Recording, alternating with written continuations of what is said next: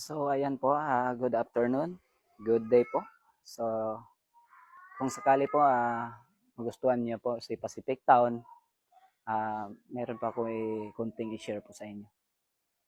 Ito po si Pacific Town, Barangay Halang, Naik, Cavite. Ito po yung pinaka maganda pong model dito sa Cavite. Tapos ito yung pinakamura at mabilis lang po yung turnover po niya. 2 to 3 months po yung turnover po ni Pacific Town. So, mayroon po siyang kasamang gates po. Ayan. So, kung makita niyo po, no, si Pacific Town, grabe po siya kaganda. So, yung parking area po niya, kahit van, family van po ito, kasya po siya. So, kung nakita natin, naka 2 stories na po siya sa Pacific Town. So, kung may RA po na po kayo, pwede po natin to lagyan.